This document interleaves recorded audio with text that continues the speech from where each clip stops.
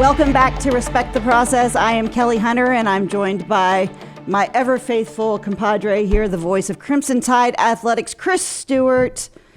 And again, just another good weekend. Another good weekend. Look, you knew barring something cataclysmic, it was going to be a win. Yep. But how they went about their business and played well, played a clean game.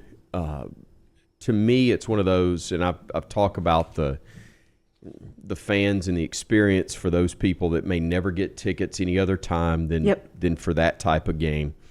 But for the players themselves, I say there's a real responsibility that the frontline guys have to their teammates. Yeah, get out of the way.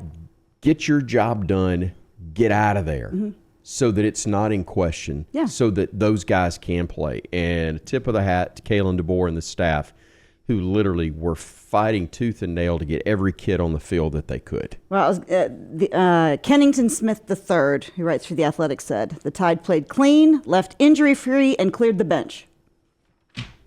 Hat trick. That's the way you want to do it against a team like Mercer. You do, and this time of year as well. Isn't it interesting? You tell me if you heard it. There's always the wailing and gnashing of teeth among certain segment of the media about Alabama in particular and the SEC playing that type game. You didn't hear it this year. No. I didn't hear anybody, making a big deal about this game. And I don't know if it's because Alabama has 2 losses. I don't know if it's because the playoff changes the dynamic of things. I don't know, maybe if I just missed it.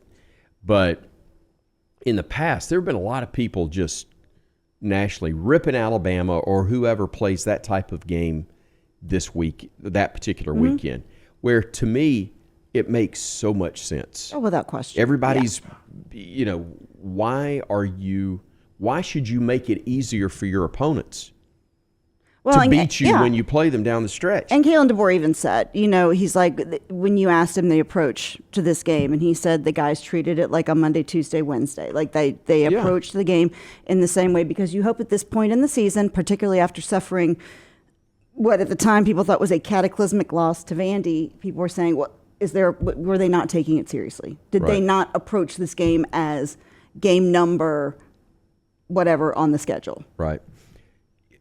But to my point. Yes, I'm sorry, back to you. No, I'm just saying, to my point with that, get the job done. Go do the work Monday, Tuesday, Wednesday. Right. So that you can be as good as you can be on Saturday, and then get off the field. Yeah. We need you these next 2 weeks, but also give your teammates a chance to play. But you got to keep momentum going, and I thought they did, because it wasn't about the win. It was how they went about it and put themselves in their best position possible to finish this thing strong and get to the playoff and potentially the SEC championship game as well. Yep. Okay, let's talk about that playoff, because that is always the interesting thing to talk about as we hit midweek. Number 3 round of the college football playoff edition came out last night. And, when we look at the bracket over there, we're looking over to our... Look at that. Graphics and everything. I know. So, big time. Alabama taking on Notre Dame in the first round. Yeah, pretty cool. I mean, I don't think any Alabama fan shies away from that matchup particularly. His recent history feels good. But again, we still have things that will continue to take care of themselves as we clean up the picture. And even next week, with Indiana traveling to Ohio State, with Notre Dame playing Army, with a lot of teams finally maybe having equal competition, we will see how the committee then judges them as well. All right. You look at those first-round games right now. Okay. Do you think any one of those will actually take place just as they are? No. Where one's the home team and one's the visitor? On that, no. Alabama, Notre Dame, I don't think any of them are going to look exactly like that, because I think with so much that can happen in a 3-week stretch, and that's what we're talking about, three different weeks if you're playing a championship game, I just think that's why I say the whole TV show, the playoff bracket reveal, that's a made-for-TV ratings deal. That's Georgia's all that back is. in. Georgia's back in. They can and should be. calm Georgia's that good. But that all right there is laid out to get people talking about how great Georgia Penn State would be, how cool BYU going to Ohio State, and Indiana. Who is that? Ole Miss. Yep. On there, and Bama Notre Dame. Okay, all of that sounds great. What about Boise State and Miami getting first-round bids? Or buys? First-round bid, first-round You buy. going to look me in the eye and tell me either one of those are the 4 best teams in the country right now? I like How Oregon. many of those teams? No, I'm not talking about Texas or Oregon. Yeah. I'm not arguing those. Boise or Miami.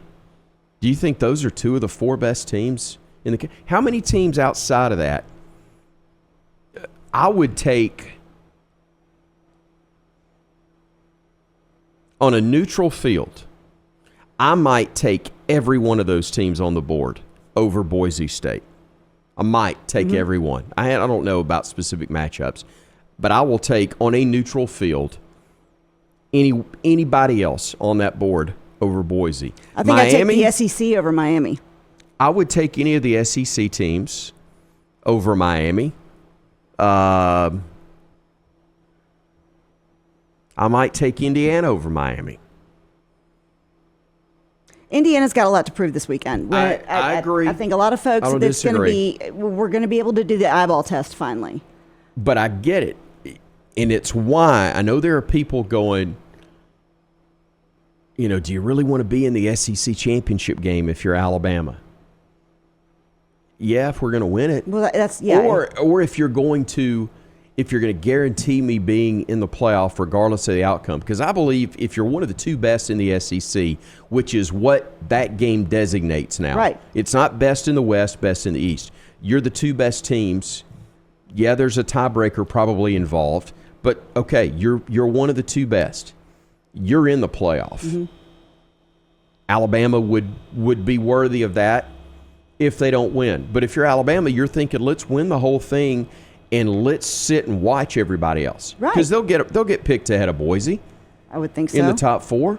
They'll be ahead of Boise, and they'll sit there and watch in that first round unless TV decides, boy, it sure would be great to have Alabama at home and have Notre Dame come to them, or whoever it may be that comes to play Tuscaloosa, and they figure out the math on all of that. I don't know.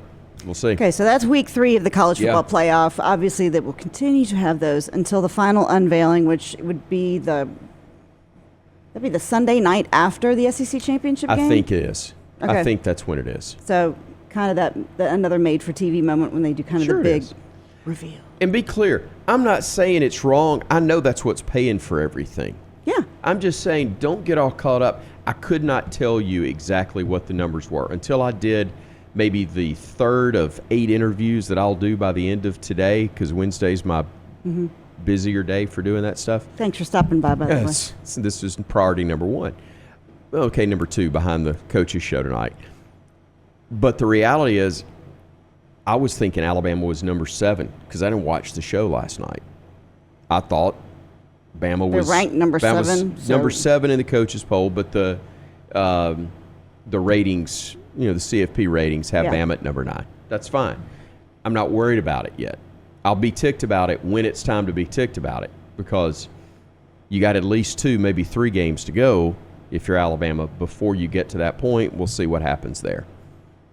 Okay, and so we've got that kind of lurking in the background, but we have Kelly's.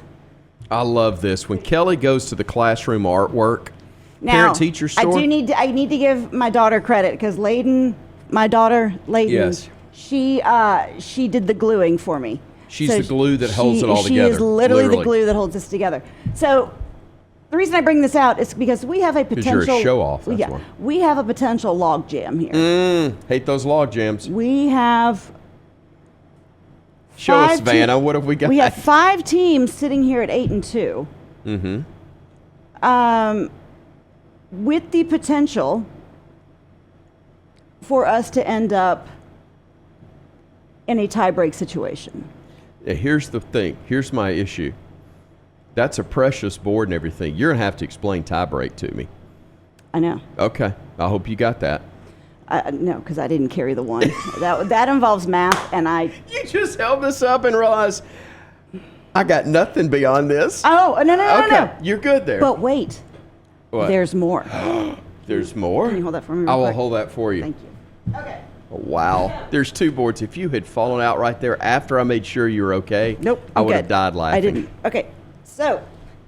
We spare no expense We on this actually show. we were running out of poster board at my house, so Mm-hmm. we had to cut a shoebox open at one point. Okay, so But that wasn't hard to find. okay, so Texas has Kentucky and A&M left. Yes. Will Texas win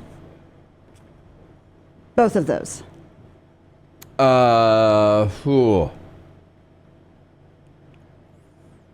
They beat Kentucky. Bad. Okay.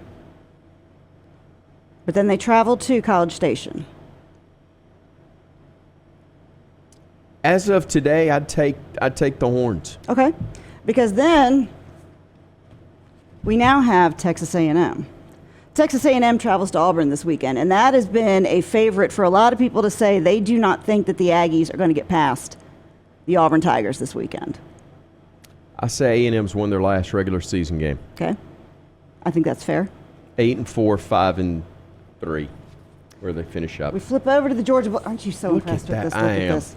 We flip over to the Georgia I have Bulldogs. no clue if any of this is accurate, Oh, but it is. it's really good. Well, I'm sure it is. I I was just Googled it. messing with you. I Googled oh, well, it. it's got to be It's on correct. Wikipedia. It's got to be Georgia correct. has UMass and Georgia Tech. Yeah. Yes. Dogs went out? Or no? Let me tell you why I'm taking them They, in both. That Because game they is are in at home. Athens. Yeah. I'm taking them because they're at home. Okay. I would take Tech if they were playing in Atlanta, at Grant Field. Okay. They do have some Mo there. So I expect it to be a pretty good game, but I think Georgia wins it. Tennessee, UTEP and at Vandy. I am pulling for El Paso. Okay. The Fighting Mike Prices. The fighting formerly Mike Prices. I've been saying it for a month. Okay. I'm not going to back off of it. I'll take Vandy. Go Doors. Here's the thing. Okay. Everybody knows I'm pulling for them, so I may as well go ahead Go and just predict them. yeah. Yeah. Rip that Band-Aid off. I got no problem picking. You know why I'm pulling for Vandy? Oh yeah. Because they're playing Tennessee. Alabama Taking has the Tide. We know Oklahoma and Auburn. Taking Bama in both. Okay, Bama and both. That's not just picking with my heart. That's Finally, the brain. Ole Miss at Florida Ooh. with State to finish things out. Now, Florida trending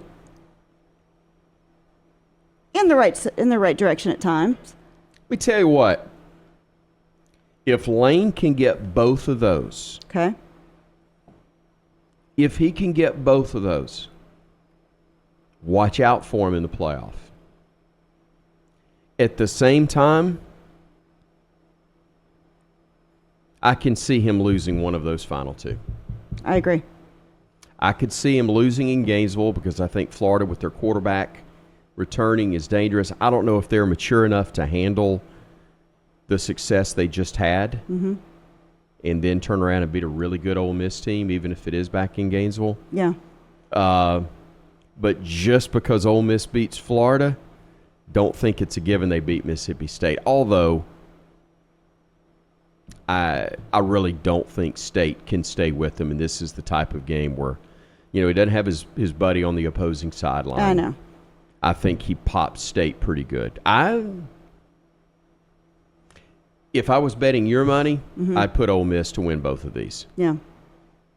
So that just in reviewing those, that you look and you're like, yeah, 6 teams could finish, but a couple of those are going to lose a game or 2 here and there. Now I say at least 2 of those teams drop out that will not be in contention to play in the SEC championship game. A&M, hopeful Tennessee,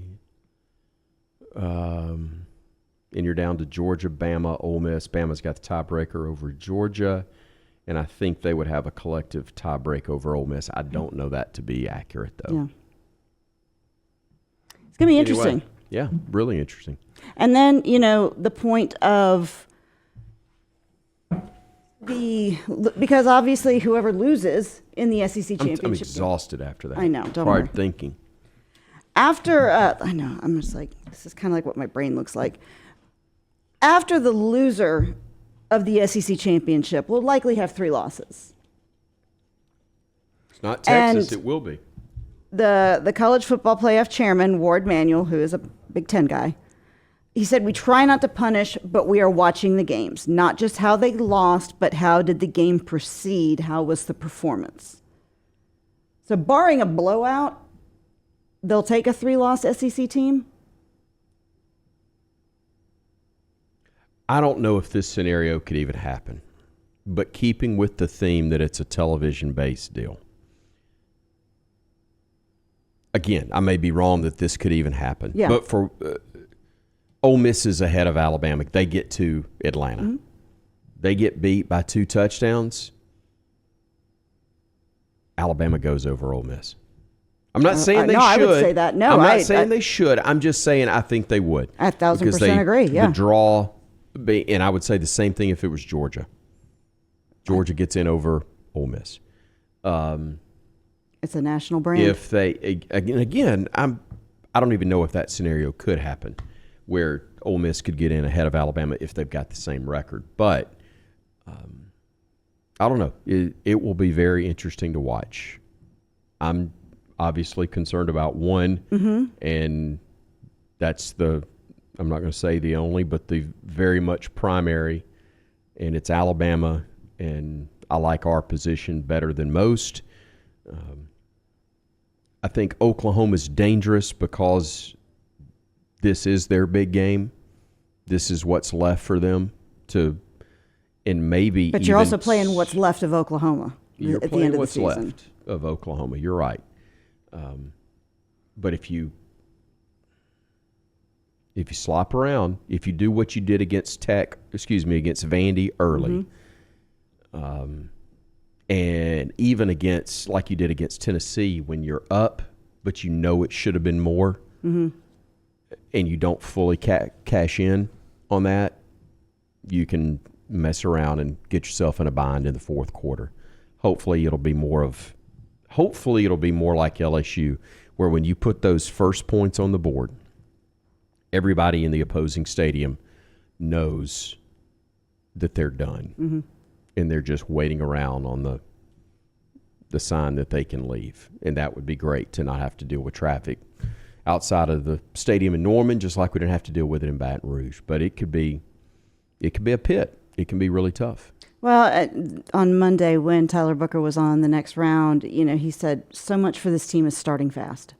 Fast, starting clean. Yeah. And that sounds like an obvious way to start a game, but for Alabama, that has proven that if they can strike quickly, once, twice, as many times as they put their foot on the neck, that's when they seem to be playing their best football.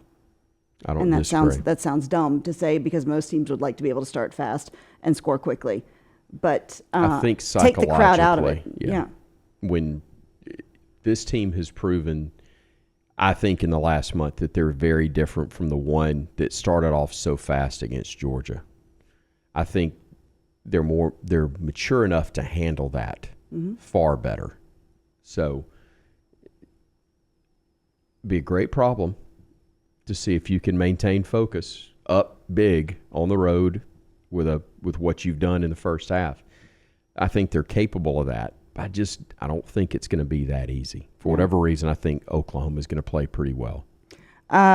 Quickly, this past weekend, we talk about how a lot of guys were able to hit the field. Yeah. I happened to be in the car driving when Ty Simpson had his big pass play that I got to listen to you describe. And that, my sons were at the game, and they said that was worth sticking around for. Yeah, it was to really be able cool to see him, and that strike was a lot of fun. Yeah, I'm assuming you're talking about the one to 𝐏𝐫𝐨𝐜𝐿, the tight end, who made a great play on it. And the kid from Mercer was in position, but he mistimed his jump. So it worked. Well, let me back up. The fact that Ty even put himself in position to be able to throw the football was a phenomenal play. And then to put it up there, and again, with the kid mistiming the jump, it made it a lot easier, but Josh still made a great catch. So, yeah, it was fun. But then also, each of the next two quarterbacks had their moments. Right. And so it was fun to see Return of the everybody have success. See everybody have some success in some capacity, something they could be excited about, and the fact that those frontline guys were genuinely excited for the ones behind them that got their opportunity. It was a good day. It really was. Defense forced turnovers. Were able to convert on them. So there was a lot. It was spread evenly. And that is a big part of why this team is where they are. They're forcing takeaways. Mm-hmm. They're turning it into points with what they do on offense. Defense is pulling its weight and then some. So, that was an issue a couple of years ago, I guess. Sometimes last year for Alabama is that they just didn't force takeaways. Mm-hmm. And this one's getting beat a little bit on occasion, but they're doing a great job of taking the ball away and being aggressive, and it's coinciding with this team playing its best football of the year. And head out to Norman, Oklahoma. Where the wind will come sweeping down the plains. It'll be upper 40s, low 50s probably by the time we 6:30 get out of kickoff there. On ABC Saturday night. And I will say, them bringing the wagon out is always one of my favorite. The Boomer Schooner? The Boomer Schooner, because, and I at my house, we all wish that there was an elephant that came out on the field. You don't have to clean up. I know, but I know a lot of people think that'd be really cool. But the fact, anytime you bring something big like that out on the field on a consistent basis, and they got horses. What was that again? Horses. They're like, yeah. And like there's a girl, there's another girl, there's a girl on the side holding a paddle or something. She's like little Patty or something. Whatever you say.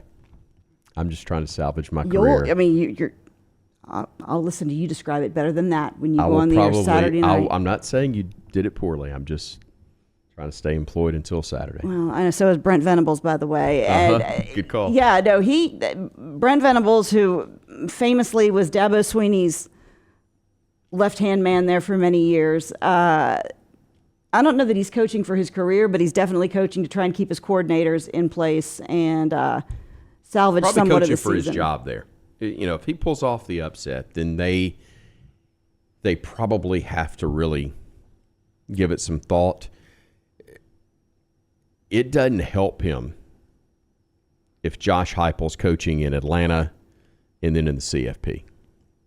Doesn't help him at all. No. Whether he wins this next game or these next two. If they think they can get Josh Heupel, and there is, you better believe there will be or already have been conversations taking place. Oh. Somebody really close to Josh and somebody really close to the decision makers there in Norman. Here's the thing. If they win their next two and get to a bowl game and Tennessee loses to Vanderbilt and loses a bowl game, are you willing to pay and bet the house that Josh Heupel is the guy, the next guy, and that Venable is not going to get it done? That's the thing. It's a different story if Venable's top 5 coaching in the playoff, if Heupel wins the next two, coaches in the playoff, wins a game or two. That's one thing. And especially if Venables loses, then it's easy to get excited about that from the Oklahoma standpoint. But you're rolling the dice on things if they both have the same win-loss record these next 2 weeks. Doesn't give you much hope if you're an Oklahoma fan, though, if that's the outcome. That's the longest road trip y'all have been on this year, the furthest away, won't it be? Man, I can't remember. I think you're right. We didn't go to A&M. Norman will be the longest. Yeah. No, I don't know. How far is Wisconsin? Oh, I take that. I forgot y'all went to Wisconsin. Never mind. No, rewind. And it may be further to Norman. I don't know. This is a random question. Is DeBoer a phone guy? Like, is he always on his phone when you see him? Like, when he's walking in to do the coach's show? No, not for the TV show. Okay. We traveled together a good bit over the summer, spring and summer, and he's on there a lot. Yeah. But still would interact. Yeah. You know, I understand. When somebody's on their phone, it doesn't mean they're bored. It could be work. Well, yeah. Okay, and I'm not just talking about this setting, but I do get that. I understand. I'm terrible at it. I may be working. I may be just mindlessly thumbing through social media. I know how that works. Because his job is interesting in that he has Courtney Morgan, who is his kind of general manager, handles a lot of the recruiting end. And obviously that doesn't mean that he doesn't have to handle a lot of recruiting as well. I just didn't know if he's one of those coaches that's just constantly... But I'll tell you what he does do. A lot of that is checking social media, and seeing what Alabama's posting or what recruits are doing. It is work. He's, Oh, I don't know. I don't imagine he ever turns it off 1,000%. It is. It was really interesting. I can't remember the specifics of it, but there was a trip that he and I were making to speak to. I can't remember if it was Red Elephants, if it was Crimson Tide Foundation, but we were flying somewhere, and he saw something, and I think there was something in the post that he needed checked on, and it was something that it was like, hey, I'm not sure we need to have that there. I don't even remember what it was. Yeah. But I remember that it was specific to the social media post. And I thought, wow, that's pretty good. This is a guy who truly has an eye out and a fingerprint on everything, including what is today's way of recruiting, which includes social media. Absolutely. You know, Coach Saban adapted tremendously in a lot of different ways, but Kalen DeBoer understands things about today's recruiting and with young people, and I think it's why they're able to relate to him as well as they are. He's not trying to be best buddies with all of them, but he's able to have a conversation in their language with them. Well, he's got two teenage daughters, too, which helps because... No doubt. Trying to talk to them, yes. Okay, let's turn to basketball real quick because it was a tough road game in Purdue, a little bit tougher than I think Alabama thought. Not that they didn't think they were going to walk past Purdue, but Boilermakers put up a hell of a fight this past Friday night. Played great, Purdue did, and then they show the way college basketball can go. They played great, and then they got waxed by 20 at Marquette last night. Yeah, that's why it's a long season and they play a lot of games. Exactly, and it's why, you can't get too high over a win. You can't get too low over a loss if you're Alabama. There was a stretch, and I think it covered about 4 minutes. It may have been a minute more, it may have been a minute less. But they were up 6, and then suddenly I look back up at the TV, and they're down 7. Yeah. And that can happen at a place like that. I've been there before. It's been a long time, but I've done, I think, a couple of games at Purdue. It's a basketball school, too. It is. Yeah. It is. But that's a loud building. In fact, I had several people come back and tell me it's the loudest I've ever heard. Wow. Anywhere for anything. Just deafening. Could not hear each other. And, it was a really good environment. It was a big deal for them. They got it done. Bama didn't handle it well, but it's why you're playing those games. Exactly. It's why you're playing those games, because when you go places, you're going to go in the SEC, you're going to face something very, very similar. Yep. And learning how to manage that, weather that storm as new teammates is what that's all about. One really good sign is seeing one of your several talented freshmen play as well as he did in that ball game. Yeah. The dude from Mobile, he's the real deal and played really big in that game. I think finished 16, 18 points maybe for the ball game, and it was good. There's positives, but they got work to do. Yeah. And a lot will be learned in the game against Illinois in Birmingham. Right. We've got Illinois here in Birmingham coming up. And then, you've got 3 out of their next 6 games are all against ranked teams as well when they head out to Las Vegas next week.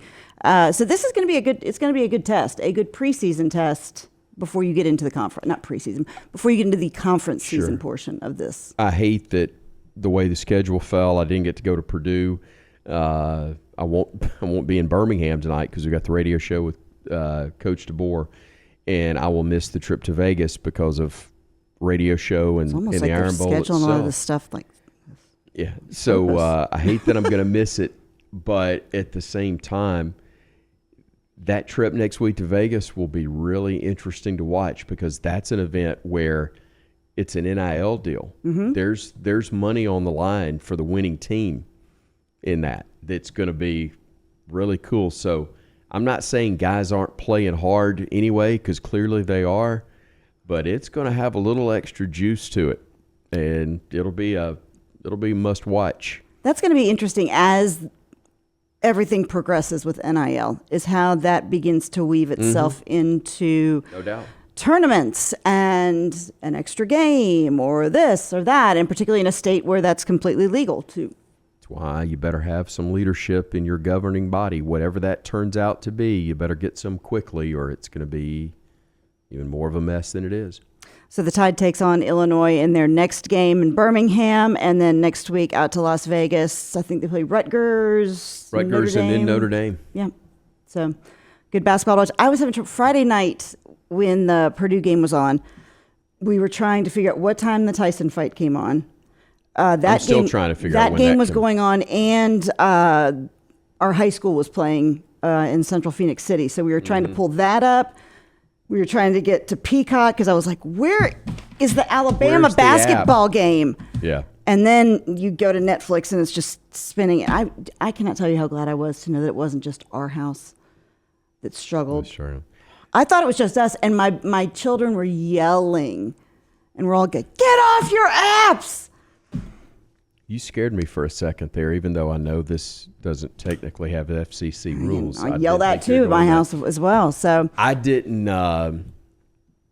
stay up. I was exhausted. I tried to, and was really glad that I didn't. No, because again, since I'm old in the middle of the night, I woke up and my husband's like, "Did you watch the Tyson fight?" I said, "Yeah." Did I miss anything good? No. I am going back to sleep. So he should have really messed with him. He bit Evander Holyfield's ear off. You'd never believe it. He bit Evander Holyfield's ear. Do you remember that back when we could only get stills? But we could only get stills of it because it was pay-per-view, so we only had still photos. That was back in the day. He did. What? He bit his ear years off. ago. Tyson's crazy. That was before the face tattoo, though. Right. Okay, so if you are looking for more of Chris Stewart, you can always find him at chrisstewart.online, as well as the Coaches Show tonight, and of course Saturday, live from Norman, Oklahoma. It's Saturday night. It's Saturday. 3:30 because it's a 6:30 kick, so we go on the air at 3:30. Some good football on Saturday too, and again, we'll be back next week to talk more about clearing up the college football picture and getting ready for some Iron Bowl.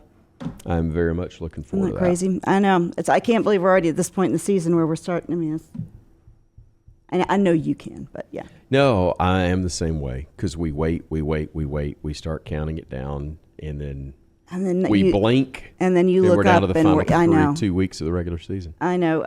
Thanks to Scott Forrester back there for always being so patient with us and waving and never. Using his entire hand when he does. He could be dog cussing us back there, and we would not know. And that's the beauty of this format. So thanks to Scott. Thanks to everybody up here. You can find everything you need at Cover Crimson every single day, Next Round Live, and just keep looking. You're just driving around the area. No. So I'm Kelly Hunter. Chris Stewart, you can always catch him on Crimson Tide Sports Network and on Saturday. But before then, Roll Tide. We'll see you next week. Take care.